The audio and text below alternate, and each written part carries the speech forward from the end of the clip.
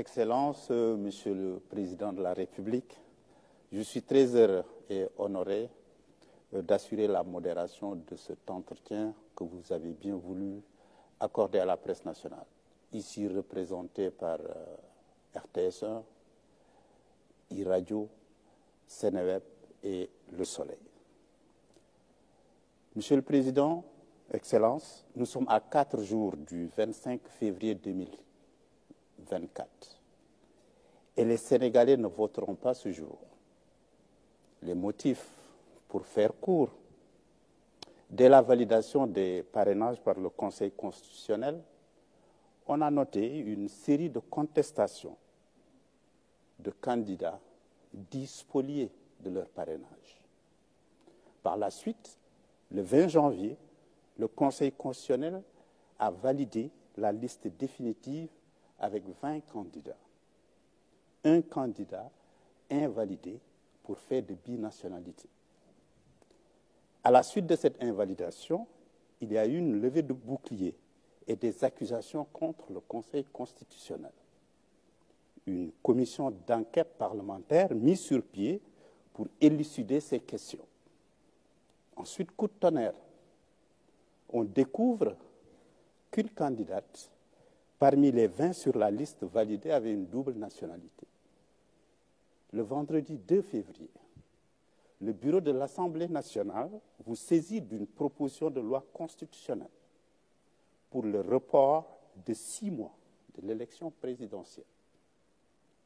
Le samedi 3 février, dans un message à la nation, après avoir pris acte de la proposition de loi du bureau de l'Assemblée nationale, vous prenez la décision d'abroger le décret convoquant le collège électoral pour le 25 février 2024.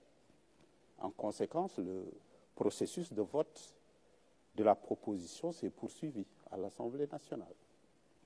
Le lundi 5 février, l'Assemblée nationale adopte la proposition de loi constitutionnelle portant dérogation aux dispositions de l'article 31 de la Constitution de la République du Sénégal. Ce qui veut dire simplement que l'élection présidentielle prévue le 25 février 2024 est reportée au 15 décembre 2024.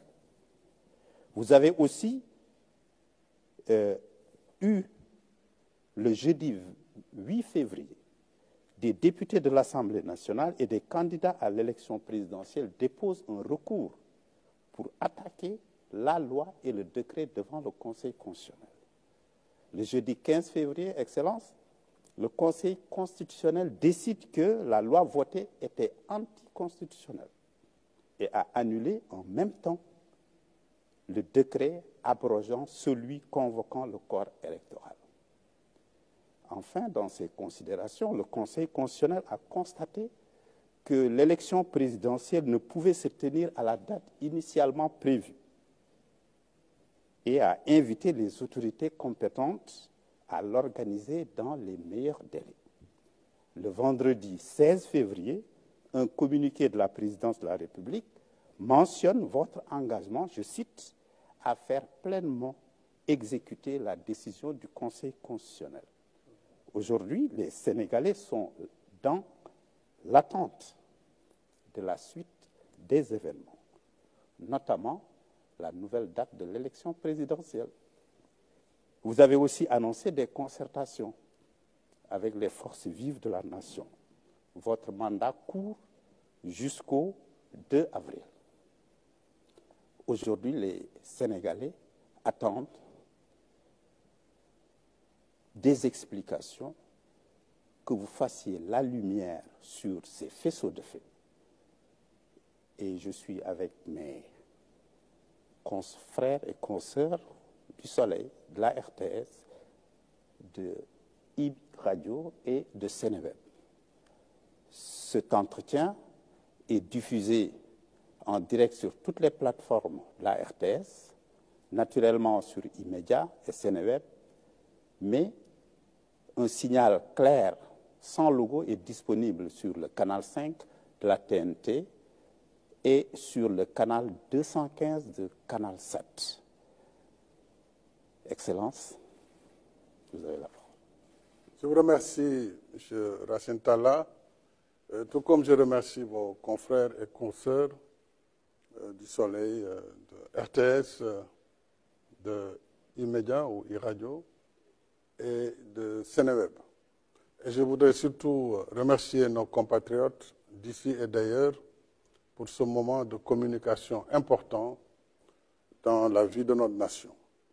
Je vous remercie pour le rappel chronologique que vous avez fait depuis le début du processus électoral, surtout dans sa phase validation des parrainages, validation des candidatures et tout ce qui a suivi depuis lors. Donc je n'aurai pas besoin, outre mesure, de revenir sur ces faits qui ont été les causes, en réalité, de ce qui est arrivé par la suite. Ce qui est arrivé par la suite n'étant que la conséquence des causes que vous aviez bien indiquées. Alors, je suis à votre disposition pour répondre à toutes vos questions. Je voudrais d'emblée remercier mes compatriotes qui m'ont fait confiance. Depuis 2012, j'ai été élu à la tête du pays pour un mandat de 7 ans, renouvelé en 2019. J'ai prêté serment, en effet, le 2 avril 2019, ce qui fait que le 2 avril 2024 sera le terme de mon mandat à la tête du pays et la fin de ma relation de contrat avec le peuple sénégalais en tant que président de la République. Je voudrais que ce débat soit clairement tranché. C'est un débat qui n'aurait pas eu lieu d'ailleurs, qui n'a pas lieu d'être, mais comme malheureusement dans notre pays, tout le monde est expert en tout, et qu'on a voulu non seulement me faire un procès sur des intentions de faire un troisième mandat. Ce troisième mandat, on a vu que je n'en étais pas candidat. On a dit que je voulais rester à la tête du pays et je dis ici très clairement et très nettement que le 2 avril, ma mission se termine à la tête du Sénégal. Au moins, il faut que cela soit très clairement étayé. Maintenant, le reste du débat, nous pourrons revenir aux besoins sur les différentes étapes par rapport à l'ensemble des aspects que vous venez d'évoquer. Merci, Monsieur le Président de la République. Donc, je demanderai donc à mes confrères et consoeurs de bien vouloir leur poser leurs questions. Madame Mariama, et chacun déclinera son identité et l'identité de son organe de presse. Bonsoir, Monsieur le Président de la République. Je Bonsoir. suis Mariama Dramé, journaliste présentatrice à la RTS. Alors, Son Excellence, je pense que vous m'avez marché sur la langue. Vous avez à peu près répondu à ma première question, vu que la date du 2 avril, tout le pays reste suspendu à cette échéance. Cette date correspond à la fin de votre mandat, vous l'avez dit, à la tête du Sénégal. Que comptez-vous faire à l'expiration de ce délai? Ensuite, Monsieur le Président, quelle serait la date que vous préconisez pour la tenue de l'élection présidentielle?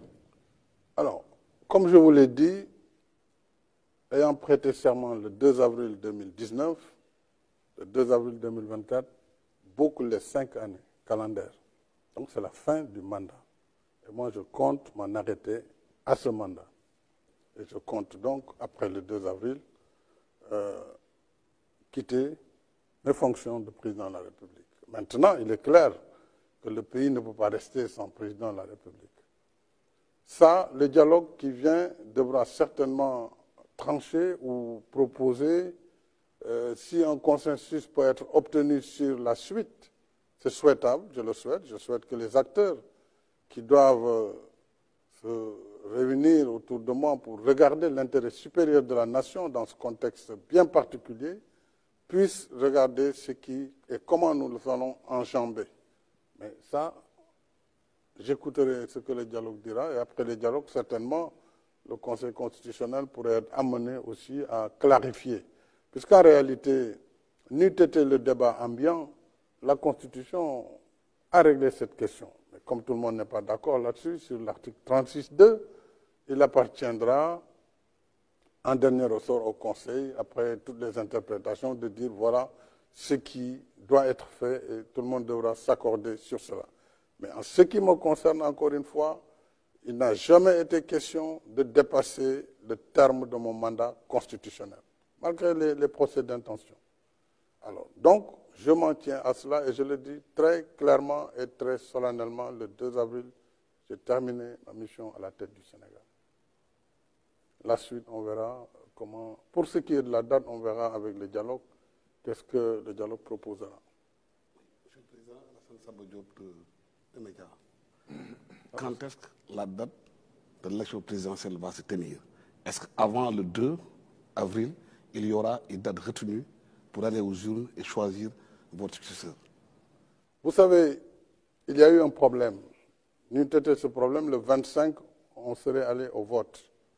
Si on avait voté le 25, il est clair qu'avant le 2 avril, tout le processus électoral allait être terminé et donc il n'y aurait eu aucune difficulté à ce que le nouveau président élu à partir du scrutin du 25 février puisse prêter serment le 2 avril. Maintenant, nous ne sommes plus dans ce cas. Le Conseil l'a clairement dit, après avoir annulé la loi et le décret qui était pris sur la base de cette loi. Donc, le Conseil clairement a indiqué aux autorités compétentes, en premier chef le président de la République, que c'est lui qui doit prendre le décret convoquant le collège électoral et fixant le décret fixant la nouvelle date. Mais ce décret ne peut être pris avant que la concertation nationale ne se réunisse. Et j'ai convoqué cette concertation nationale le lundi. Et je pense que sur 2 jours maximum, lundi prochain, c'est le lundi 26, on devrait, entre lundi et mardi, terminer, puisqu'il n'y a pas beaucoup de sujets en réalité qui doivent être traités. Quelle date pour l'élection et qu'est-ce qu'il faut faire sur l'après 2 avril.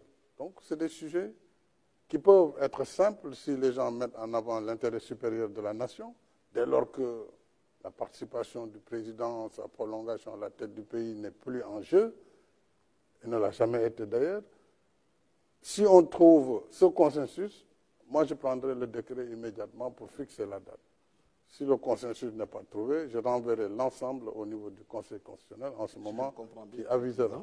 Si je comprends bien, le 2 avril, vous allez passer le pouvoir à votre successeur si la date a été retenue pour les élections présidentielles, pour la présidentielle. Il ne peut y avoir de successeur tant qu'il n'y a pas d'élection.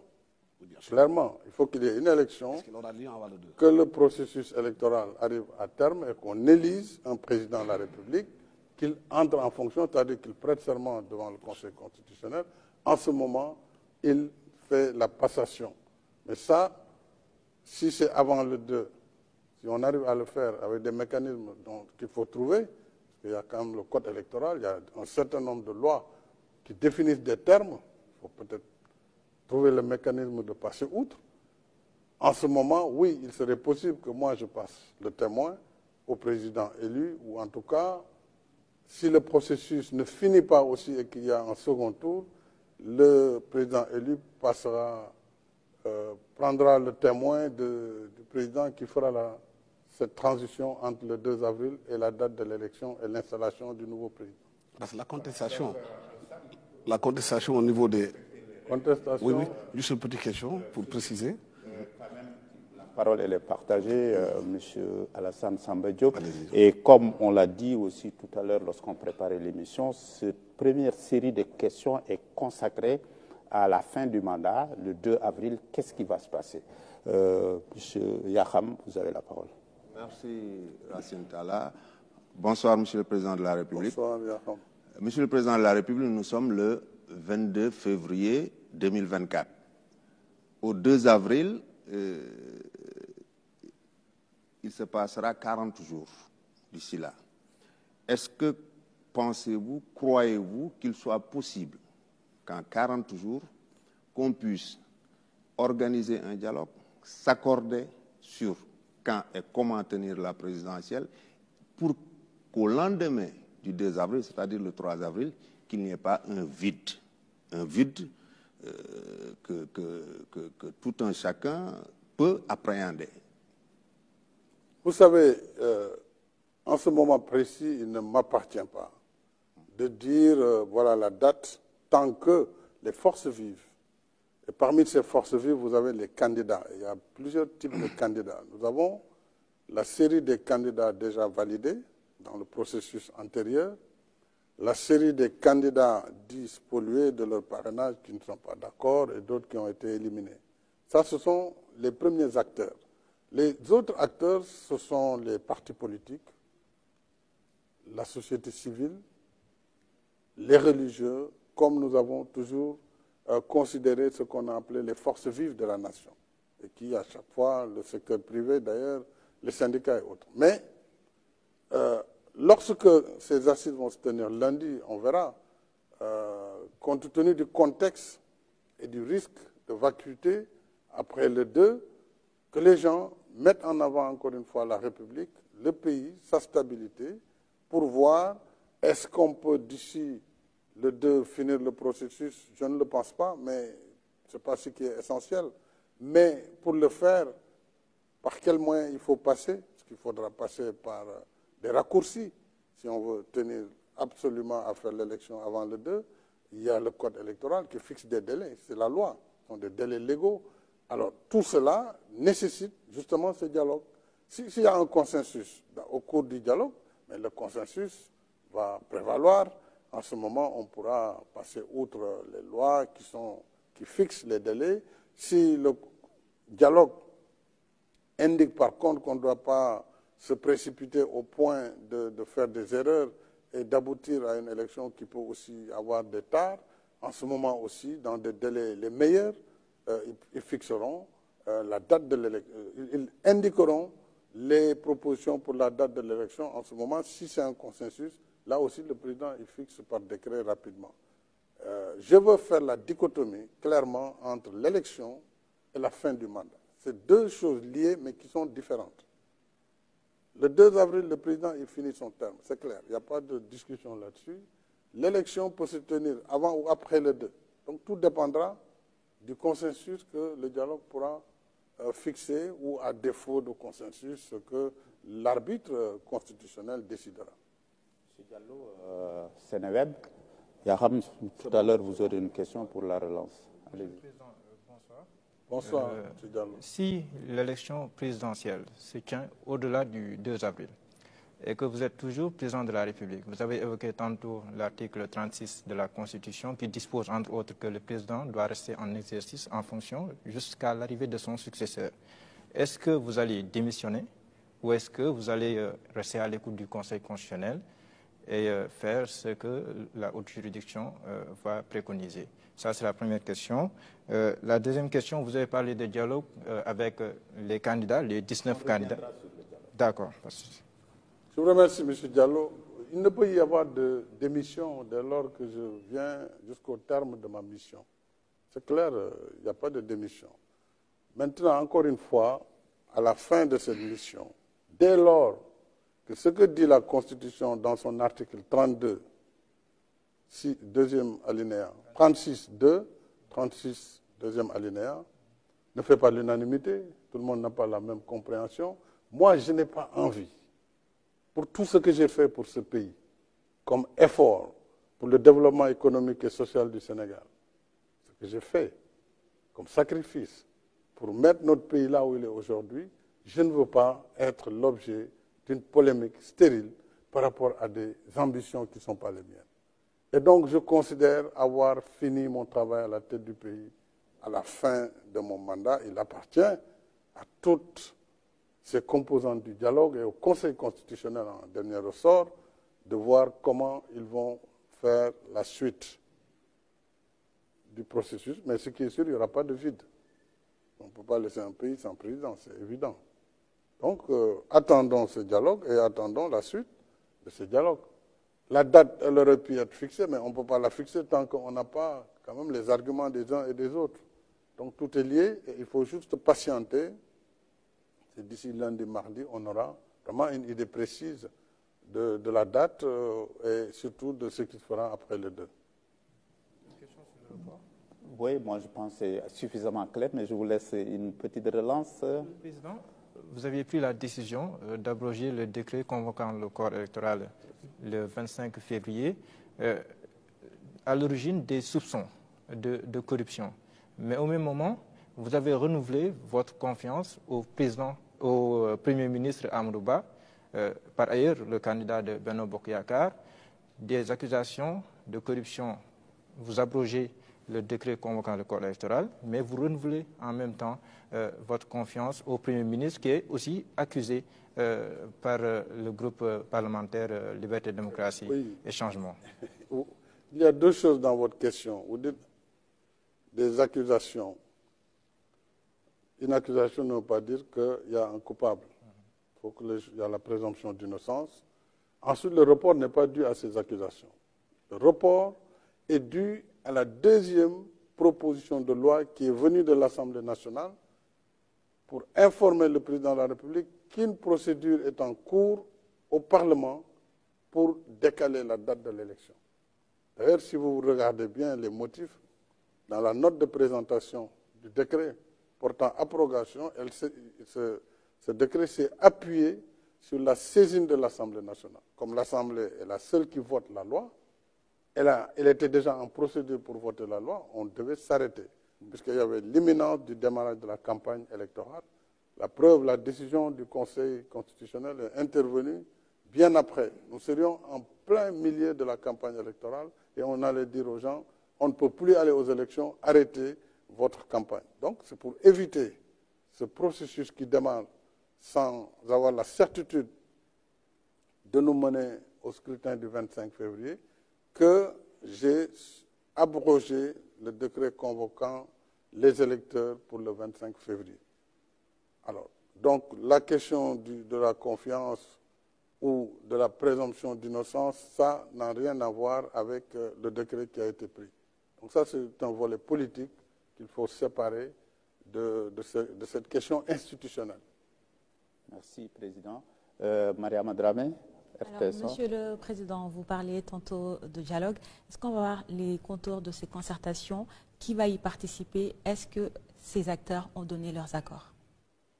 Oui, le dialogue en premier chef, je vous ai dit, c'est d'abord les acteurs politiques, parce que c'est un dialogue politique, et à travers les acteurs politiques, vous avez les candidats qui ont été dans ce processus, tous les candidats, et les candidats qui en dernier ressort ont été validés, mais également les autres qui sont des candidats, il faut tenir compte aussi de leur avis, ne pas les négliger ni les mépriser.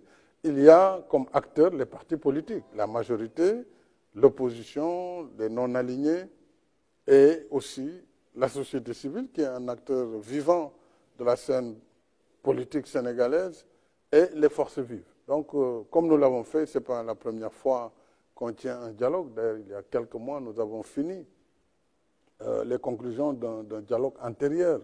Il me semble que les candidats ont exprimé la volonté de répondre à ce dialogue et de répondre au président de la République, tous les types de candidats. Et il y a également les partis politiques qui sont, à mon avis, prêts à venir discuter, parce qu'il faut bien qu'on discute. Parce qu'aujourd'hui, c'est seul le dialogue qui peut nous permettre de dépasser cette situation. Donc on peut dire aujourd'hui que tous les candidats acceptent de venir dialoguer? Oui, à ma connaissance, oui. Je ne connais pas de candidat qui refuse le dialogue. Il y en a un en prison. Oui. Est-ce que des dispositions sont prises pour qu'il puisse être libre et participer au dialogue?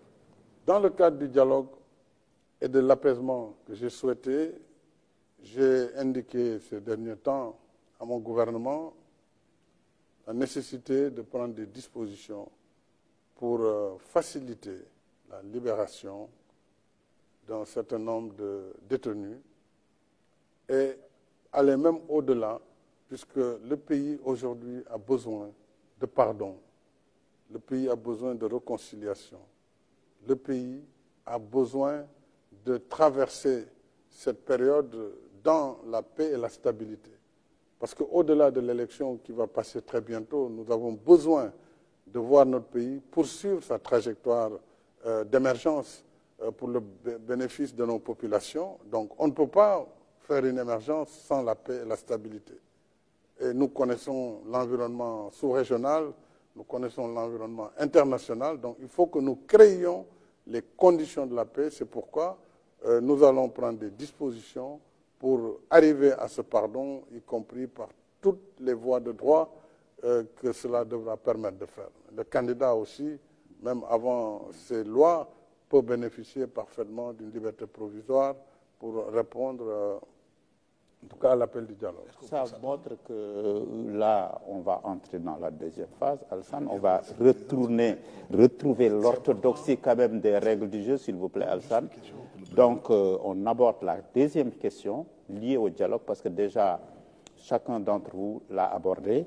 Et je donne la parole à Yaham, c'est ça qu'on avait retenu ensemble. Et après, je vous donne la parole, Alassane. Monsieur le Président, parlant de dialogue, vous avez réaffirmé votre volonté d'y aller à nouveau. Et parlant de libération, est-ce qu'on peut penser que ceux qui seront libérés, il ne s'agira que de candidats dans les liens de la détention pour autre chose que des faits politiques, ou bien de potentiels candidats ou des candidats ou d'autres figures politiques qui sont dans les liens de la prévention à ce jour? Vous savez, j'ai toujours dit que j'appelle à un dialogue inclusif.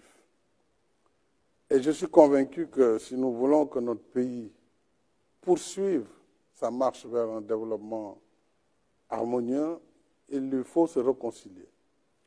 Quels que soient par ailleurs les délits ou les crimes qui ont poussé les uns ou les autres à répondre devant la justice, à un moment donné, le pays doit pouvoir enjamber, faire preuve de pardon et de réconciliation. Et dans cette perspective-là, oui, il ne faut écarter aucune personne. Et dès lors qu'on peut arriver à l'effacement de faits, en ce moment, bien sûr, toutes les personnes impliquées ou arrêtées dans ce cadre pourront bénéficier de ces mesures de clémence et de ces mesures de pardon et de réconciliation nationale. S'il vous plaît, Monsieur le Président de la République. Monsieur le Président de la République, est-ce que vous n'êtes pas opposé ou vous n'avez pas d'objection à ce que, par exemple, une personnalité politique comme Ousmane Sonko retrouve la liberté? Je n'ai aucune objection. Je vous ai dit, je regarde le pays. Je ne regarde pas les personnes. Ma responsabilité aujourd'hui, c'est d'être chef de l'État, d'être le garant de l'unité nationale. Au-delà des diversités politiques, des positions politiques ou politiciennes, il y a ce ciment sur lequel je dois veiller, le ciment de l'unité nationale, de l'intégrité du territoire national. Ça, c'est de ma responsabilité première. Si nous devons passer par une loi, et ce n'est pas la première fois au Sénégal, il y a eu plusieurs fois des lois d'amnistie, à chaque fois que des problèmes graves se sont passés, dans notre pays, il y a eu à un moment donné un moment de pardon et de réconciliation. Oui, si ça doit permettre d'éviter ce que nous vivons aujourd'hui. On nous apprend ça et là, chaque fois qu'il y a des manifestations, des morts, des jeunes qui perdent la vie. Nous devons éviter cela, préserver les vies humaines. Une seule vie préservée aujourd'hui vaut ses sacrifices. Donc il faut que chacun de nous s'élève au-delà des positions partisanes pour ne regarder que le Sénégal et son avenir, sa stabilité, sa sécurité. Oui, pour cela, je suis prêt à aller aussi loin pour que tous bénéficient de ce pardon et que le Sénégal aille vers ces élections de manière apaisée. Et que le meilleur gagne, parce que ce sera le choix souverain du peuple sénégalais. Alassane, Monsieur le Président, vous avez eu des discussions directes avec Ousmane Sonko ou bien par personne interposée pour parler de dialogue. Avant de parler de dialogue, il y a certainement des médiateurs qui ont dit qu'ils étaient là pour que vous remettiez le fil du dialogue avec M. Ousmane Sonko. Vous savez, dans ma démarche de tout le temps, j'ai mis en avant la discrétion et tout ce qui peut aider à avancer. Il y a eu des personnes qui récemment sont de bonne volonté, je salue leur bonne volonté, ont voulu effectivement travailler à faire le go-between, travailler pour qu'il y ait une réconciliation. Mais ma volonté est antérieure à toutes ces démarches. Elle est antérieure à toutes ces démarches. Et déjà, lorsque je disais, après la prise de position de certains candidats qui n'étaient pas du tout d'accord sur la manière dont leurs parrainages ont été annulés, j'avais déjà indiqué qu'il nous faut aller vers l'ouverture, il nous faut aller vers l'inclusion, il nous faut aller vers la paix. Donc cet apaisement est antérieur à toutes ces démarches. Donc c'est quelque chose de constant et cela devrait permettre des prises de contact qui peuvent être directes, indirectes. Ils ne peuvent être d'ailleurs qu'indirectes parce que cela a permis en tout cas de pousser vers la direction qui est celle que je voulais imprimer, qui est celle du pardon et de la réconciliation. Mariama? Alors, Monsieur le Président, vous avez tantôt parlé d'effacement de faits. Qu'entendez-vous par effacement de faits, ces mesures de grâce ou amnistie? Oui, vous savez, la grâce et l'amnistie sont deux choses différentes, parfois qui se ressemblent, mais qui sont très différentes. Notre Constitution consacre en son article 47 que le président de la République a le droit de faire grâce. Chaque année, je gracie près de 2000 personnes qui sortent des liens de la prison, de la prévention. Et ça, c'est le droit de grâce, mais la grâce ne peut être donnée qu'à la fin du processus judiciaire. Il faut que tout le processus judiciaire soit terminé et que la chose soit bien jugée pour que le président prenne grâce et permette à la personne condamnée de sortir de prison, etc. L'amnistie, elle est obtenue par une loi. Donc c'est l'Assemblée nationale qui vote l'amnistie. Ce n'est pas le président de la République. Le président peut exprimer une volonté, faire un projet de loi qui va à l'Assemblée. Ce sont les députés qui votent l'amnistie. Et l'amnistie ne s'adresse pas aux personnes, même si des personnes en bénéficient. L'amnistie s'adresse aux faits et efface les faits. Pour dire, nous voulons oublier. Nous voulons oublier, c'est pénible, mais il nous faut aller de l'avant. Quand vous voyez les crimes dans la Seconde Guerre mondiale, après plus de 80 millions de morts, il a fallu à un moment donné que les acteurs décident de tourner la page, malgré ce nombre de morts important, pour se donner la main, travailler dans la collaboration, dans le partenariat, dans la coopération, pour justement construire une paix durable. C'est un peu ce que l'on veut faire ici, créer les conditions d'un apaisement, d'une réconciliation et d'élections transparentes, libres et démocratiques. Et c'est ça qui va permettre d'assurer la suite vers un Sénégal de stabilité et de paix. Donc on peut espérer une liberté provisoire pour Diomaye Faye ou encore Ousmane Sonko? Oui, tout dépend de leurs avocats. Et ça, c'est les procédures judiciaires dans lesquelles je n'interfère pas. Mais il y a des procédures entre le juge d'instruction, les avocats du détenu. Et ça, ils savent très bien comment ça se passe. Le procureur qui est sous votre tutelle? Non, oui, le procureur peut donner un avis parce que selon les chefs d'accusation, s'il ne donne pas un avis, bien sûr, pour certains chefs d'accusation, le juge d'instruction est lié. Dans ces conditions, si c'est la volonté du président de la République, le procureur pourra donner son accord. D'accord. Monsieur le Président, on a vu aussi une certaine réaction de la communauté internationale, des communiqués quasi journaliers sur la situation politique du pays. Comment vous accueillez, je rappelle, tous qui viennent et qui reviennent? Je l'accueille avec beaucoup de peine parce que je ne peux pas comprendre que des partenaires qui sont avec le Sénégal, qui en principe travaillent avec nous sur les mêmes principes, lorsqu'il se passe quelque chose dans notre pays, et tous les pays peuvent avoir des difficultés conjoncturelles, ils doivent d'abord venir à la source, voir ce qui se passe exactement, au lieu de se suffire de commentaires qui condamnent de façon péremptoire, parfois de façon très violente, le président de la République, le Sénégal. Ça m'a fait de la peine, parce qu'au Sénégal, jusqu'au moment où je vous parle, une seule loi n'a pas été violée. Personne ne peut dire que le président de la République, en abrogeant le décret, n'était pas dans son droit. Là, le Conseil a dit ce décret était adossé à une loi qui elle-même est annulée. À partir de ce moment, le Conseil joue son rôle. Donc, nous sommes dans le dialogue des institutions. Le Sénégal est un véritable État de droit.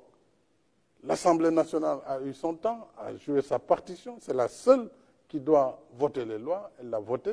Le Conseil constitutionnel est le seul juge des lois constitutionnelles. Il a joué sa partition. Le président de la République, en tant que chef de l'exécutif, a pris acte et a décidé de mettre en œuvre les décisions du Conseil. C'est ça l'état de droit. Donc pourquoi toute cette levée de bouclier? toute cette campagne de presse qui est aux antipodes de ma pratique de démocrate depuis que je suis à la tête du pays. Moi, je suis venu en gagnant des élections. Je viens de l'opposition.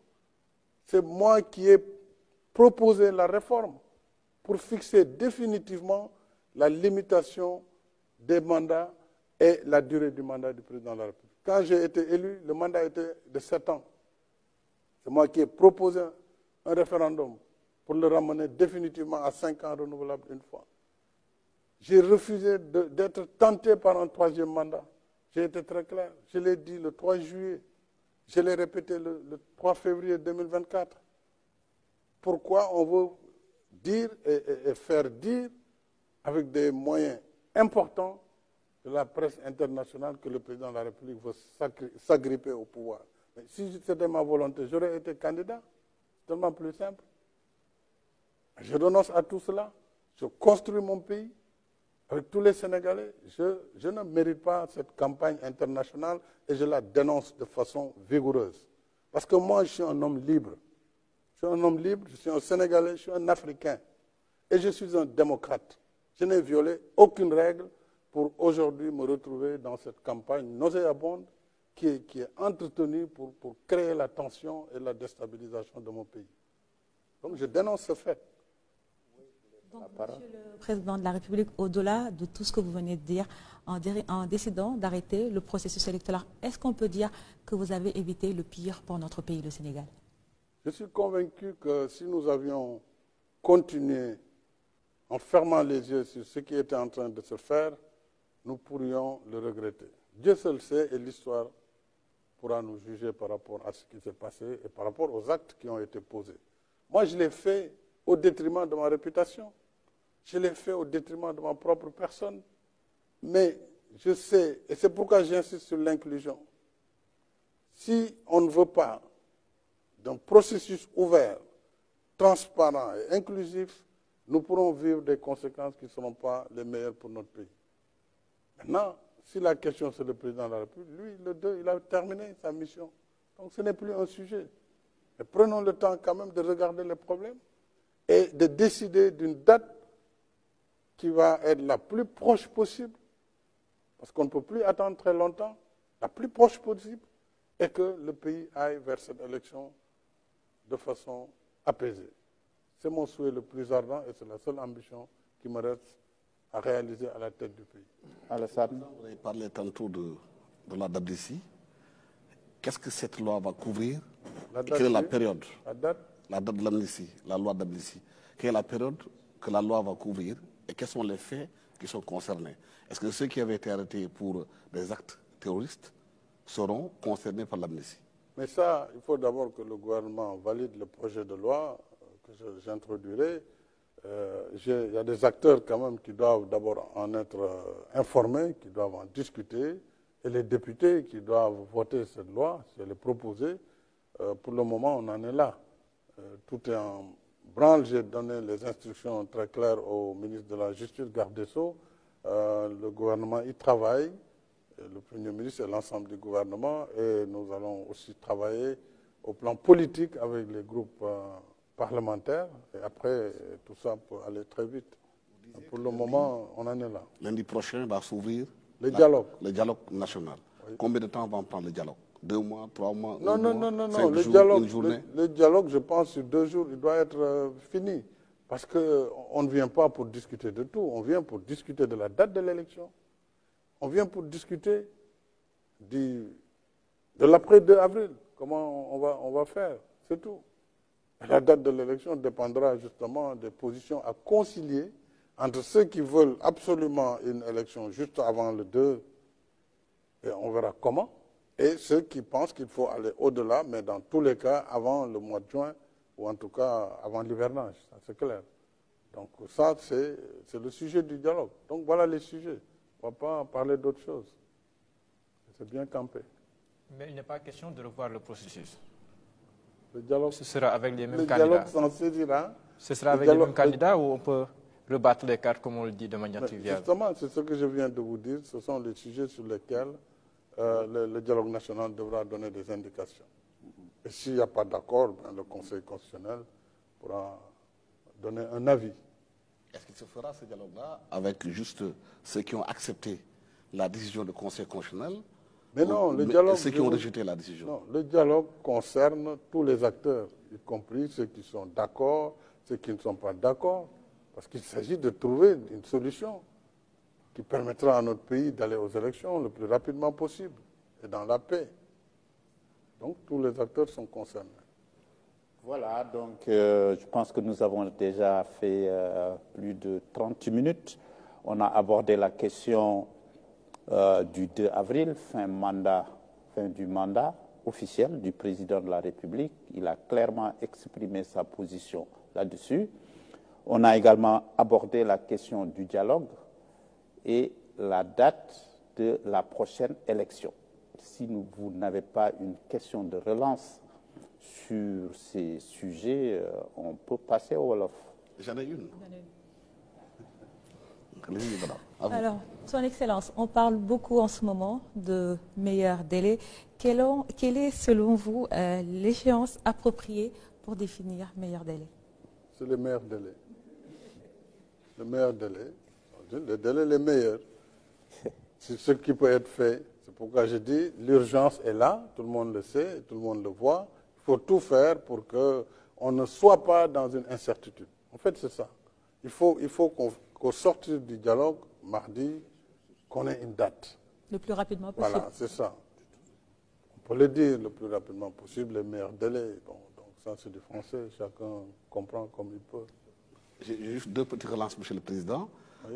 Il y a certains qui proposent le 3 mars, le premier tour, le 10 mars, le deuxième tour, pour qu'on soit dans les délais du 2 avril. Est-ce que vous serez d'accord avec ces dates? Mais non, je vous ai dit, il ne m'appartient pas au moment où je vous parle de dire l'élection aura lieu le 3 mars, je ne sais quelle autre date. Lundi, la concertation nationale sera saisie. Les candidats eux-mêmes seront les premiers que je prendrai avant même la concertation nationale. Et puis, nous discuterons de tout cela. S'il y a un consensus, il sera appliqué, quel qu'il soit. S'il n'y a pas un consensus, eh bien, on décidera aussi d'une date où on référera au Conseil constitutionnel.